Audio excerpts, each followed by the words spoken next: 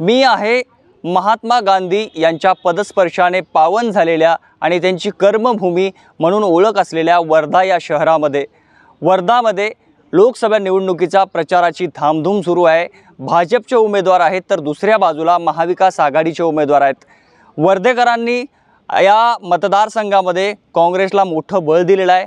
वर्धा मतदारसंघ हा काँग्रेसचा बालेकिल्ला म्हणून ओळखला जायचा, मात्र काही वर्षांपासून या ठिकाणी चांगलंच प्रस्थ हे भाजपने बसवलेलं आहे। यावेळीच्या निवडणुकीमध्ये काय होणार याकडे सगळ्यांचं लक्ष लागलेलं आहे। वर्ध्यातील जनता काय म्हणते, वर्ध्यातील जनतेचा कौल काय असणार आहे तेच आपण जाणून घेऊयात। काका काय सांगाल, आता निवडणूक आहे काही दिवसानंतर, इथं भाजपचा एक उमेदवार आहे ना आता शरद पवारांच्या पक्षाचा एक उमेदवार आहे, कोणाचा पारडं जड वाटतंय?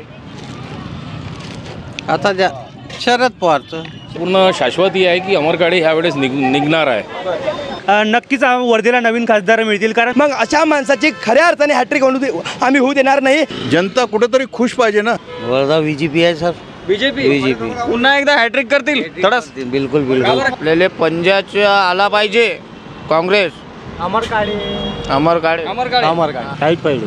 कोण विजय होईल असं तुम्हाला वाटतं? अमर काळे हवा तर आता सध्या पक्ष जे आहे पक्षाची आपले बीजेपी।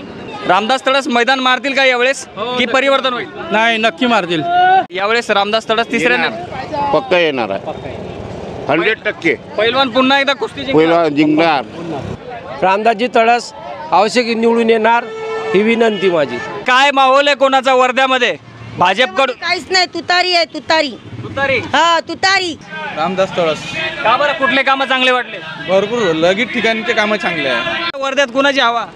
रामदास तडस साहेबांची सध्या जसं रामदासजीच वाटते। बरं, काय तिसऱ्यांदा पण रामदासजीच का? हो पाहिजे। हवा कोणाची असू द्या, पण मोदीले पाहून रामदास तडस येणार। अमर काळे। बरं, लोकांना चेंज पाहिजे काही ना काही। पुन्हा एकदा रामदास तडस असं म्हणायचं तुम्हाला तिसऱ्यांदा? हो हॅट्रिक पूर्ण करणार? हो, बहुतेक हॅट्रिक मारायची त्याची शक्यता आहे। सध्या तुतारीची वाटते वा। तुतारीची? बरं, म्हणजे काळे यांची बाजू तुम्हाला जरा काळेंची बाजू भक्कम वाटते? भक्कम वाटते। नाही, रामदास तडस येतील असं वाटायला लागले। नक्की हॅट्रिक करतील, मोदींची ताकद त्यांच्या मागे। काय सांगता येत नाही त्याचं, सांगता येत नाही, म्हणजे परिवर्तन होईल असं वाटतं का? होऊ शकते, सांगू शकत नाही, तरी पण ते फाईट चांगली आहे यावेळेस। असं काही ना, असंही काही हेच नाही का बा तडसच जिंकेल म्हणून। मला तर तडस साहेबाचीच वाटते। का बरं? कारण त्यांचं काम आहे वर्धेला। तिसऱ्यांदा आता थोडं म्हणजे अवघड आहे, पण होऊ शकते, होऊन जाणार। हवा कोणाचीच नाही सध्या, काय मग कुणाची हवा आहे सध्या तर काही वाटत नाही कोणाची हवा आहे। काय केलं तडस यांनी काम? तडस नाही, आपण बीजेपी मोदी पाहून देत आहे। बरं, हो, ते खासदार जो यानं नाही बी केलं असन तरी बी आपण बीजेपी पहिल्यापासूनच आहे और बीजेपीच येणार आहे। तडस तुमचे खासदार होते 10 वर्ष झाले, त्यांना का नको? आता नवीन माणूस पाहिजे ना। मोठं काम त्यांनी करायला पाहिजे। एखादा कोणता असं बेरोजगारासाठी एकदम मोठा रोजगार त्यांनी आणला, किंवा एखादा काही मोठा असं एक इनोव्हेटिव्ह असा वर्ध्यासाठी नवीन काही संधी उपलब्ध करून दिलेली आहे असं वाटत नाही। तो माणूस त्याच्या घरचेच प्रश्न सोडू शकत नाही। त्यांच्या सुनेने स्वतः असं म्हटलं आहे की मला लोखंडी रॉडनी मारहाण झाली होती। मला सांगा, आपल्या घरचा तुम्ही विकास करू शकता, सुरुवात कधी करायची असते ना, समाजकार्य करायला पहिले आपलं स्वतःचं बरोबर असावं लागते। जे प्रश्नांच्या समस्यावरती थेट संसदेत शब्द मांडू शकत नाही, प्रश्न उचलू शकत नाही, मग अशा खासदाराची आम्हाला देखील गरज नाही, आम्ही असं सांगतोय। काहीच नाही केलं, फक्त पैसा खाल्ला का? आम्हाला का दिलं, गरीबाला का दिलं? बीजेपी सरकार आम्ही अनुभवलं आहे 10 वर्षात। 10 वर्ष अनुभवलंय? कसा होता अनुभव? चांगला अनुभव आहे त्यांचा। चांगला? त्यांनी काहीच नाही केलं। बरं, हो, त्यांनी काहीच नाही केलं आमच्यासाठी। भरपूर लगीत ठिकाणचे कामं चांगले आहे। कोणी केले? त्यानंच केले ना। बरं, कामं केले ना, भरपूर कामं केले। काय मोजून सांगाल काही कामं? आता मोजून तेवढं काही माहीत नाही आपल्याला, तसं काही। एकंदरीत सगळा अनुभव पाहता वाटायचा आता जनतेत आम्ही फिरायला लागलो ना सगळीकडे। पब्लिकची डिमांड आहे, कामावर विषय काही नाही। खासदारी चांगला आहे तसं काही नाही आहे, पण असं आहे राजकारणात आपल्याला कसं माहिती पडणार आहे, पण आपलं जसं दृष्टिकोन आहे का चांगला माणूस यावं फक्त एवढंच असते आपलं, बाकी काही। रेल्वे संबंधात केले, आमच्या APS 95 संबंधात बोलले संसदेत, त्यांच्या कामापासून आम्ही समाधानी आहोत। मोदींच्या कामाचं कसं मूल्यांकन कराल? काय वाटतं मोदीजींच्या कामामध्ये? मोदीजींनी जे वादे केले ते पूर्ण ते केले नाही अजूनपर्यंत. मोदींनी जे वादे केले ते पूर्ण केले नाही अजूनपर्यंत त्यांनी. एवढे रोड बनले सर्व काम करवाले बाकी उपाशी मरवाले गरीब. काँग्रेस सारखं तर खाल्लं नाही ना, त्यानं तर बंद खाल्लं 50 वर्ष. त्याला 50 वर्ष ऋण नव्हते.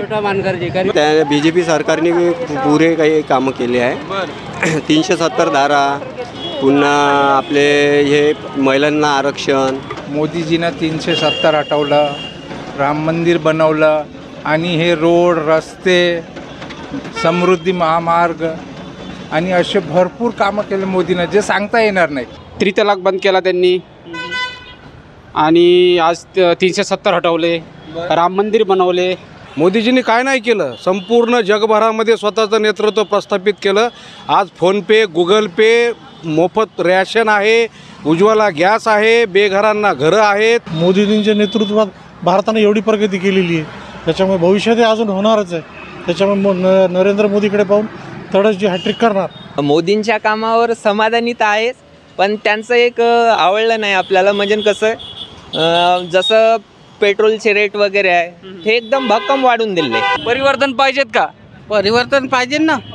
52 वर्ष तिरंगा फडकवला नाही ते आम्हाला भारत तिरंग्याबद्दल सांगतात. काय लाजिमा हे सरकार. मी तर म्हणतो आपकी बार 400 पार नाही, हे सरकार पडलं पाहिजे. आता 400 पार नाही, आता कमळ आम्ही हातभार करून दाखवू. हा आमचा मतदारांचा प्रश्न आहे. राशन कार्डामध्ये गहू भेटून नाही राहिले, ते कुठं गायब झाले. लोकांचा मुद्दा तो आहे. सिलेंडर घ्यायची व्यवस्था नाही, महागाई खूप वाढली. अच्छे दिनचा तर काहीच फायदा झाला नाही. आदमी कोई भी खड़ा रहने दो, नरेंद्र मोदी के तरफ देख के उसको वोटिंग करेंगे. तसं BJPचं वारं आहे नाही. BJPचा हा जनतेमध्ये रोष आहे. मोदीमुळे त्यांनाही निवडून द्यायला लागते ना. मोदीचं प्रशासन पाहिजे म्हणून त्या तळस साहेबाला देणं जरुरी आहे. परिवर्तन पाहिजेत असं म्हणायचं. हां, परिवर्तन पाहिजे कुठेतरी. परिवर्तन काही झालं नाही. रस्ते बनवून लोकांचं परिवर्तन होणार नाही.